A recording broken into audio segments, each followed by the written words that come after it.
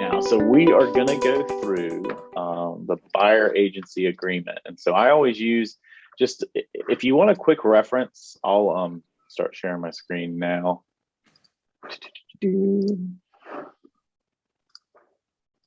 I always go straight to the SC Realtor site. If you go to screaltors.com/forms, it'll bring you right to the site. You've got to log in. It gives you they have the most updated as far as a quick reference. Those are all being zip forms. They'll be in your opportunities. For me though, I have this as a tabbed, a saved tab where I can go in at any given time, pull up the list of forms and bring them down here. So with this one, we're going to do the exclusive right to buyer agency agreement. This will be the one that you would use.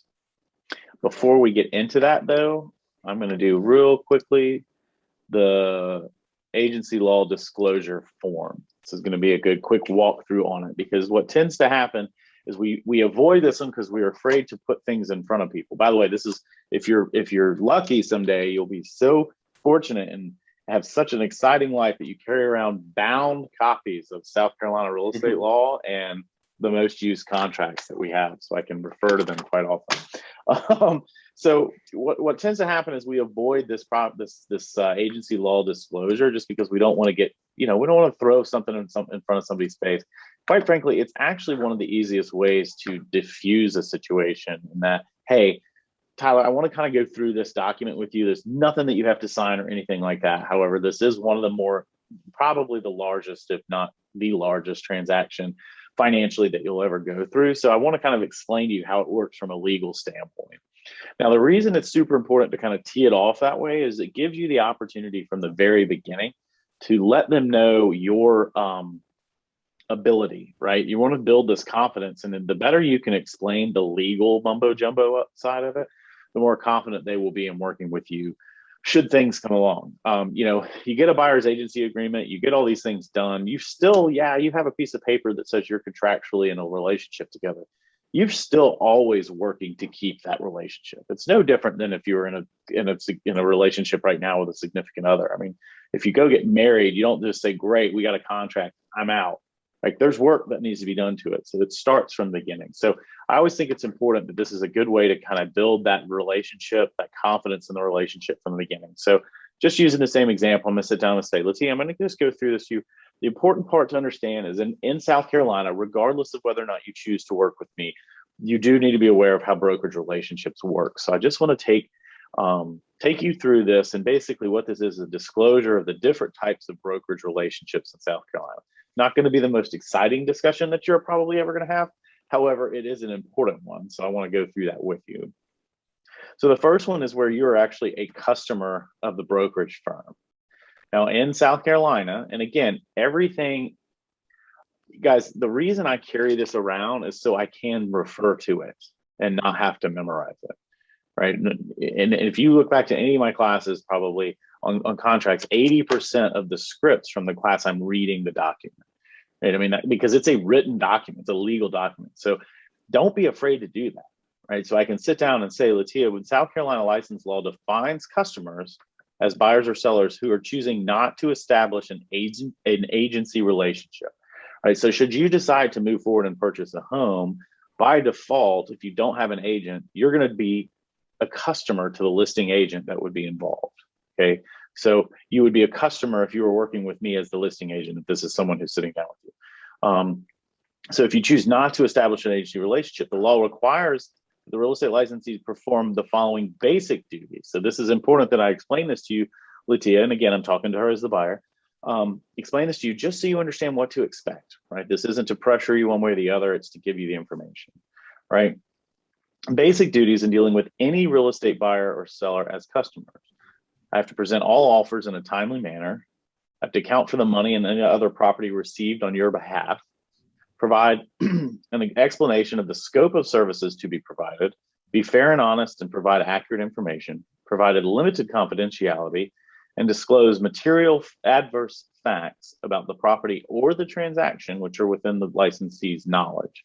I don't have to go dig things up on you, but these are the things that I would need to disclose that came in. Unless or until you enter into a written agreement with a brokerage firm for agency representation, you are considered a customer of the brokerage firm, and the brokerage firm will not act as your agent. Now, we don't say that to scare you. It's just that you're clear that you know, right? As a customer, you should not expect the brokerage firm or its licensees to promote your best interest.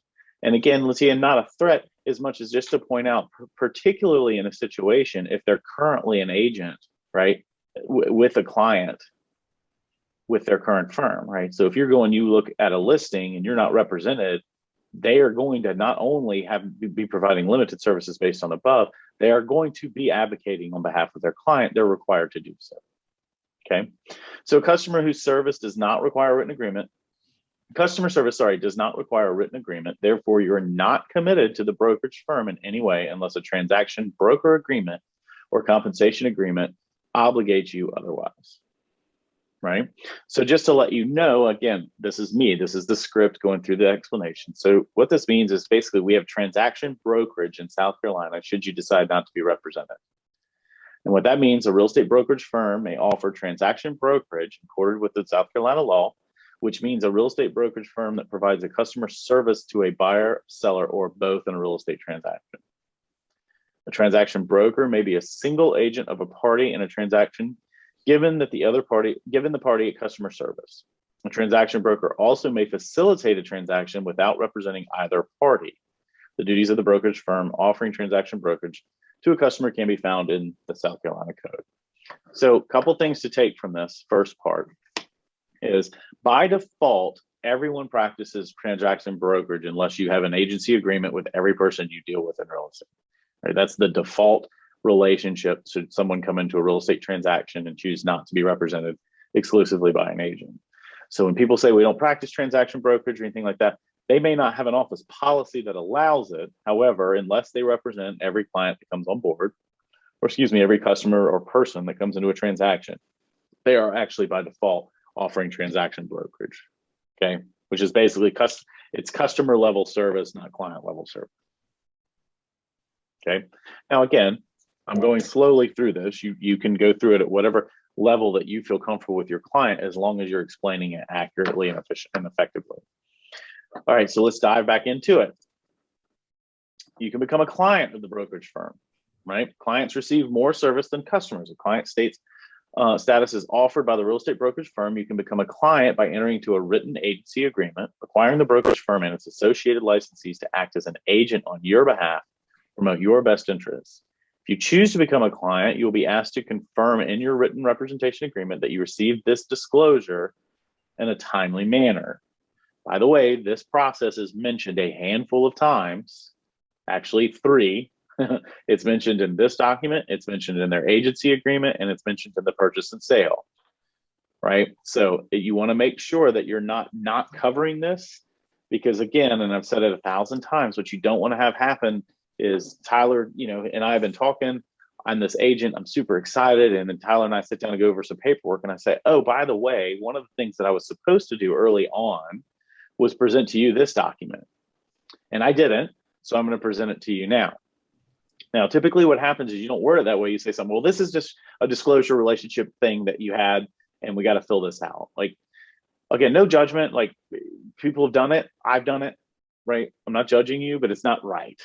So you want to make sure that you've explained it, because that's just one little notch, right? That they're just going to be like, that's a little interesting. This is a big deal. There's a lot of paperwork. I don't like to just skim through things. So you want to make sure that when this is brought up, one of the 3 times that it's brought up in the standard documents, that you're not surprising them. Okay. All right. So again, oh, by the way, just document in a timely manner. It's the first substantial contact, right? That's when it's supposed to be. Now, if you've got a sign call, I probably shouldn't put this on and record this, but I will. If you had a sign call and they're like, hey, I want some more information on 123 Main, I don't think I'm gonna be like, well, Jennifer, before I give you that information, I need to tell you about agency relationship. I'm probably gonna say, hey, here's the information on it, yada, yada, yada. Can I ask you more questions? And if they start asking a lot of questions, then I would say, okay, I would clarify if they're represented, right? And if they want to see it and you choose to show them the property, then at that point, I would say, Jennifer, happy to do so. Schedule a time to do it and say, in the meantime, I'm going to send you some paperwork to review. I know that you're not working with me. You've said that, whatever it may be. However, I am required to disclose what agency relationships are, particularly with you not having an agent. So I'm going to send this to you. If you have any questions about it, we can go over it, on the phone prior to or when we meet to see the property. So you've given it to them. A lot of people, again, are super hesitant. They're like, well, I don't want to scare anybody off. You're not going to scare anybody off unless you present it poorly. A few exceptions. That was a broad brush. Sorry. I've scared people off and I thought I presented it wonderfully. For the most part, though, you do have to understand that there's a big deal in this transaction. Right? There's a lot of liability. There's a lot of moving parts. You want to make sure that you're disclosing in plenty of time. All right, so let's jump back onto this.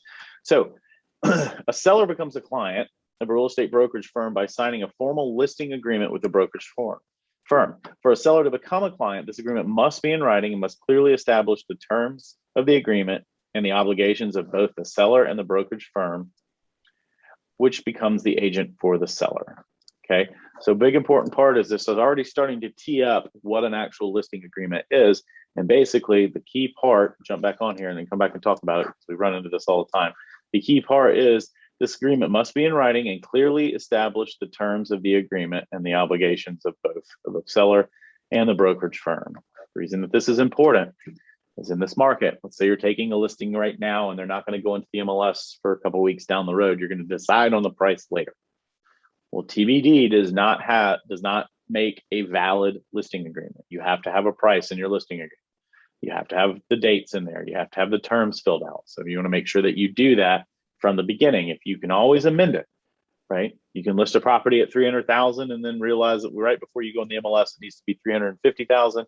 You can amend the listing agreement, but in order to have a valid listing agreement, you need to have that in there. Same with your buyer's agency agreement. You need to have all the terms mapped out in there, which is why it's so important not to leave blanks. All right, so a buyer becomes a client of a real estate brokerage firm by signing a formal buyer agency agreement. For a buyer to become a client, this agreement must be in writing and must clearly establish the terms of the agreement and the obligations of both the buyer and the seller. And those are already mapped out. There's very few things you need to fill out in there. Okay. So these are basically these are the main two ways you're going to enter into a transaction. You're either going to be a customer or a client of the agents that are involved. If you choose not to be represented, just know that you're a client, you're a customer. And if should you be represented, you're going to be a client. Now, it says the further part of this is if you enter into a written agreement as a client, the real estate brokerage has the following client level duties: obedience, loyalty, disclosure, confidentiality, accounting, and reasonable skill and care. Client level services also include advice, counsel, and assistance in negotiation. Counsel does not mean legal counsel. Be very clear on that. Okay. Now, when you do that, there are really going to be there's four types of agency that can be on there. Technically, it's two, with the second one having three subtypes. The first one is going to be single agency. This is when the brokerage firm represents only one client in the same transaction, seller or the buyer. It's called single agency. Latia's got the buyer.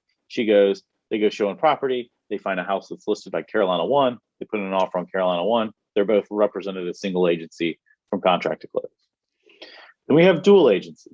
Dual agency exists when the real estate brokerage firm has two clients in one transaction, a seller client and a buyer client. At the time you sign an agency agreement, so again, if I'm having this discussion with Tyler, who's my potential buyer client, I'll say, Tyler, when you sign the agency agreement, we are going to ask that you acknowledge whether you will consider, you have to make the final decision now, just whether or not you would consider giving written consent, allowing for the firm to represent both you and the other client in what we call disclosed dual agency.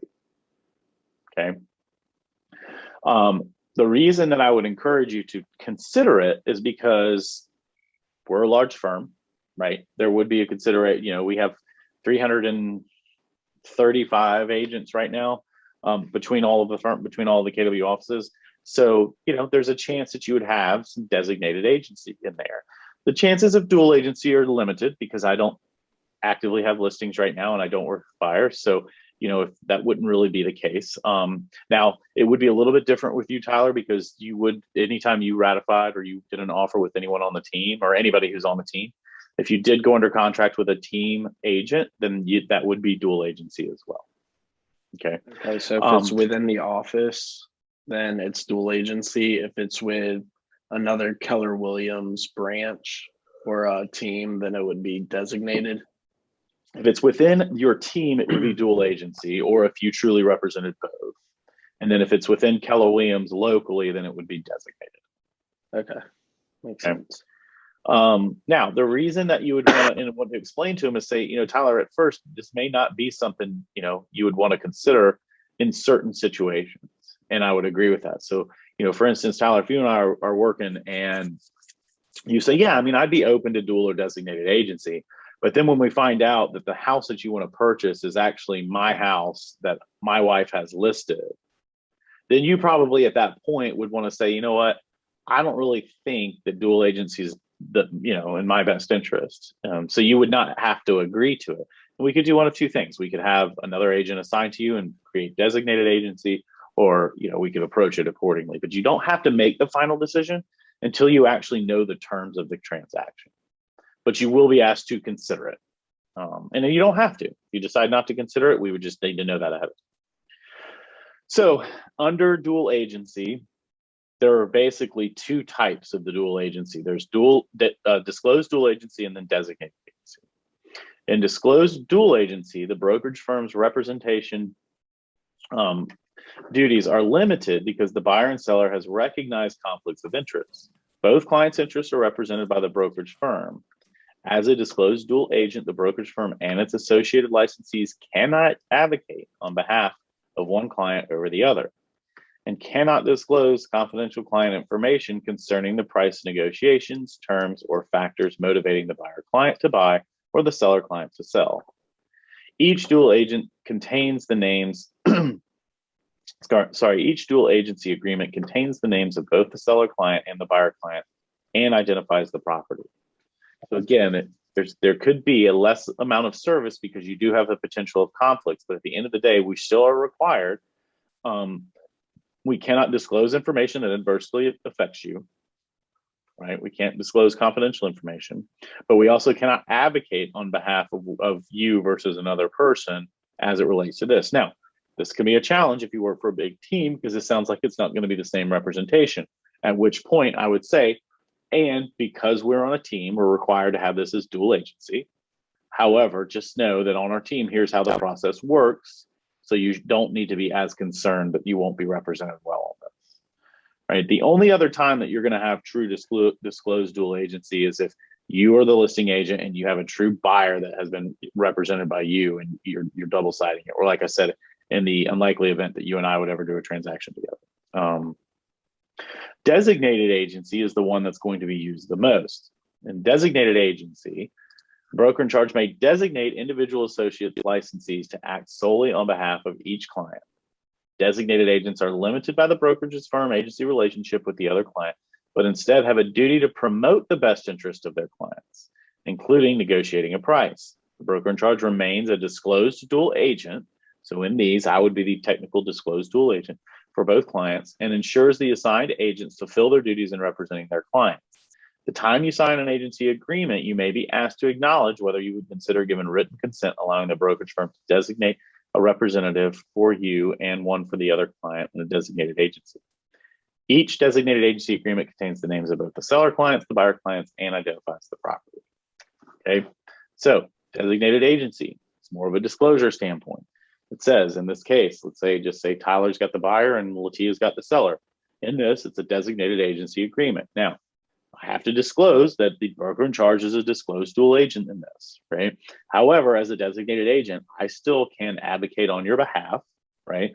I cannot disclose anything to them that's confidential that would adversely affect you. But the most important part is what I said at the beginning is I still can advocate over you over them. Whereas in dual agency, technically how it's written, you cannot. You can advocate over one client over the other because then clearly the other client's not getting the equal amount of service. Okay. Again, that's the one that is more than likely going to happen unless you are working on a team and have one that involves your team directly. Otherwise, it would be designated agency. And again, that applies to the 4 or technically 5 offices with Keller Williams in Charleston, which will be Mount Pleasant, West Ashley, Isle of Palms, Keller Williams Key, and then Chucktown, powered by Keller Williams. So out of those 5, if you have, that would where I'm the broker charged, then you would have designated on that one. Okay. So you've gone through this.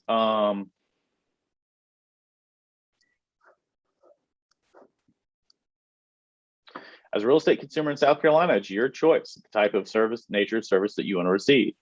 You can choose to remain a customer and represent yourself with or without transaction brokerage agreement. They don't have to sign a transaction brokerage agreement, by the way.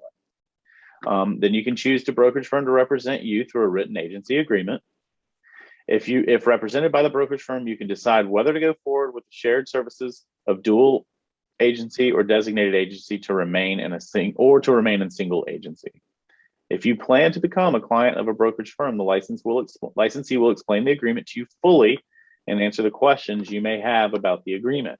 Remember, however, that until you enter a representation agreement with a brokerage firm, you are considered a customer, and the brokerage firm cannot be your advocate, cannot advise you on price, terms, or provide only provide limited confidentiality unless a transaction brokerage agreement obligates the brokerage firm otherwise. Choice belongs to you. You can sign this acknowledging you've seen it. Again, it says over here, bold letters, everything. This is not a contract, yada, yada, yada. So a couple things. One, if they choose not to sign, that's fine, right? Don't make this be the hill you're going to die on. And you can simply make a note in there, say presented to Latia on 8/2/2021, not interested in signing. Sign it yourself, date it, file it away. You just want to keep it in there. So that's basically the agency disclosure. I know we talked about the buyer agency agreement, but I think we pivoted a little bit. I think it was good to start with that. So questions about that or agency in general? Hello. My question, you did kind of answer by saying that they are not obligated to sign it. Right. However, I'm thinking that when in a transaction, I vision more than likely I would be going over it. We may be in person, we may be over the phone. I just don't see, unless we were meeting, but to not have the forms right there in front of me when I'm going over this with my potential client seems more likely to happen than not. So I would like to know what's the best strategy to kind of reintroduce it to them after we've had the conversation, to maybe not shy the potential client away, but to still make sure that we have it for our records, or at least try to get it for our records. Right. Well, I would always carry spare copies around with me. Just do that. Yeah, just have that. And then there are a couple, honestly, agency agreements to me are always ones that I'm totally fine just being in normal handwriting, right? Okay. I mean, there's no, but dot loop, DocuSign, whatever it is you're using is fancy. I like it just done. So, carry a couple extra copies around with you, because you do need to. I mean, the difference is on this is it states in this document, as well as in your agency agreement and the contract, that you've been presented with the actual document. Not that, well, I think, let me rephrase that. Let me go look something up really quickly.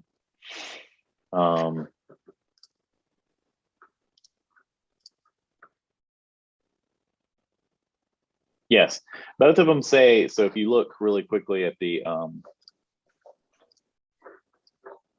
this is the purchase and sale.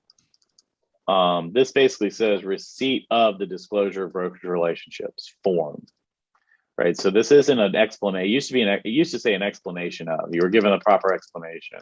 Now it's that you've actually received the form. So you'd want to make sure that you have that in there. Okay. What else?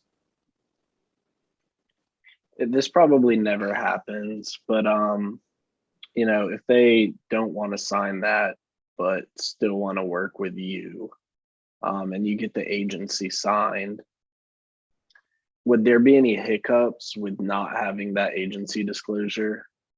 No, it's a good question. It rarely happens that way, but typically what happens is they go through it and they're fine, or whatever reason you forget to get the signature or anything like that.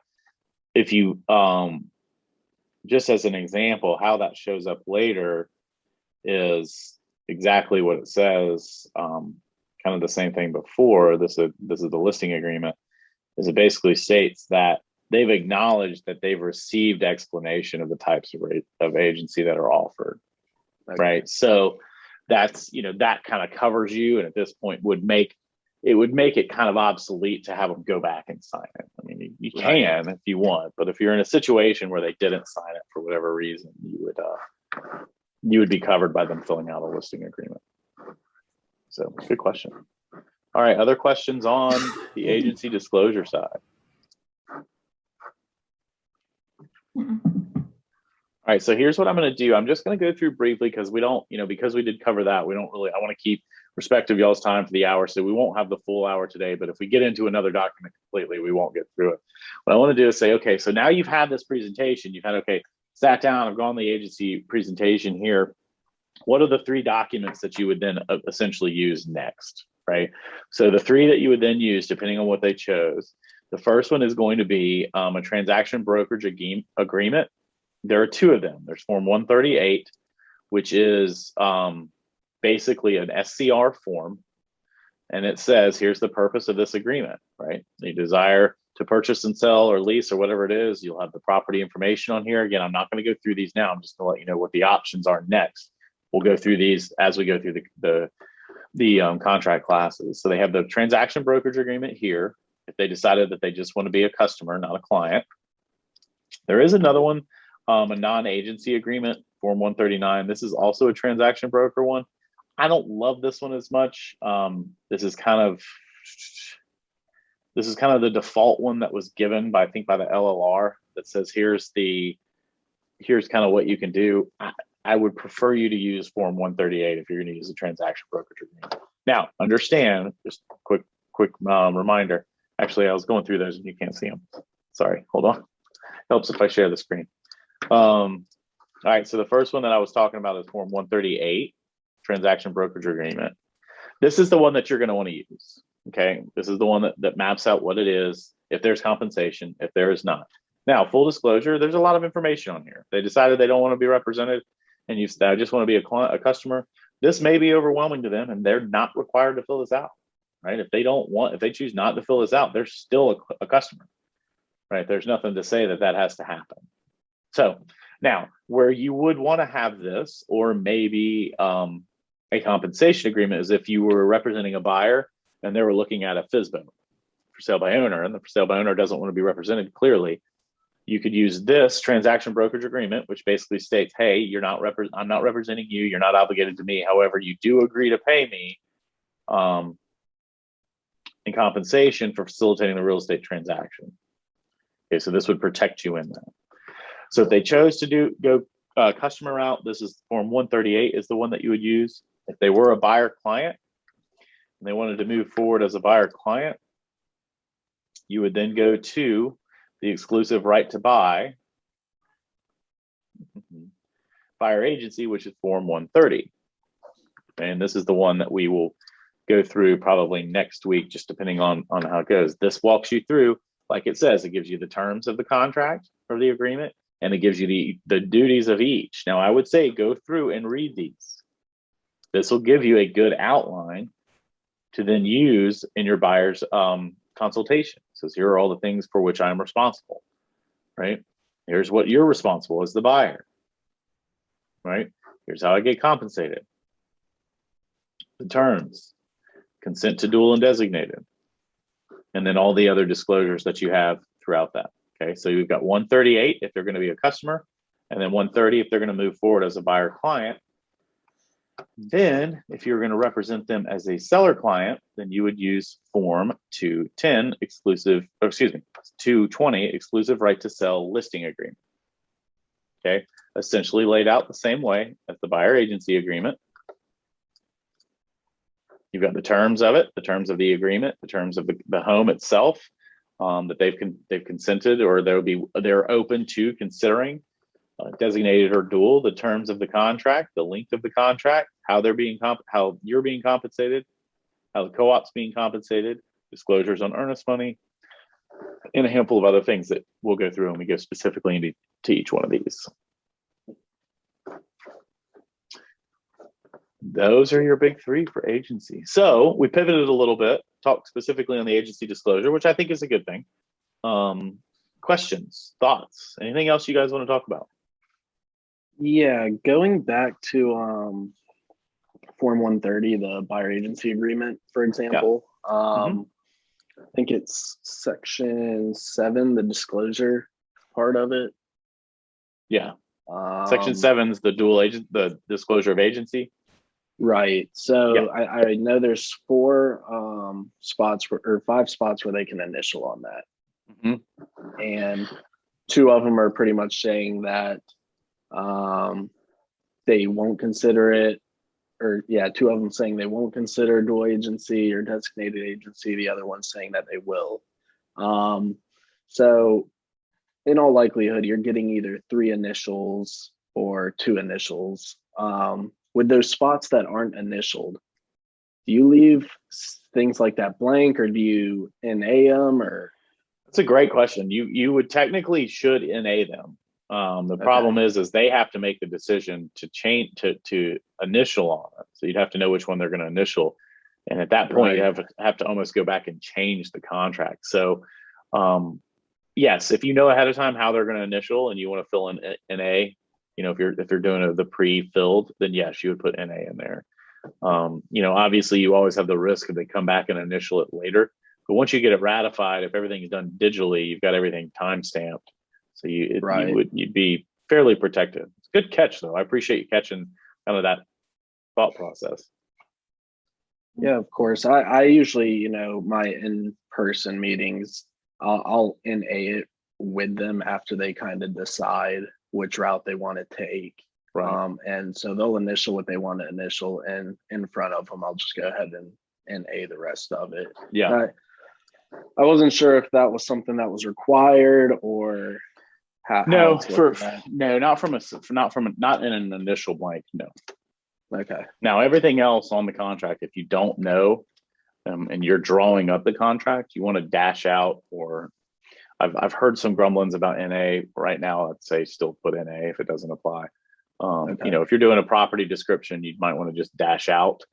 You just put a couple dashes in there versus NA, because you can't really say that a property description part doesn't apply, but you don't want to leave it blank. But if you get an offer though, and you're looking at it, and the only thing that would be changed is filling in the blank, don't die on that hill, right? Don't ratify the contract, right? Because for the most part, it's probably a pretty clean contract. Okay. So, all right. Anything else? I'm not sure if if we do in this office or not. In DFT, do we ever use transaction forms, or is that something that the transaction brokerage forms? Yeah. I mean, I'm a huge proponent of it on unrepresented buyers. If you're the listing agent, I think that, and again, at the end of the day, it's the choice of the customer. Well, right. It's the choice of the consumer as well as your choice on how you want to, because there are some agents in the office who absolutely do not want to do dual agency. They just won't at all. So if the customer or the consumer wants to be represented, then they'll have a relationship with another agent and say, hey, they're going to represent you from a designated agent standpoint. And I don't think that's a terrible idea. A lot of times what happens though is you've got an unrepresented buyer who's a savvy buyer who doesn't want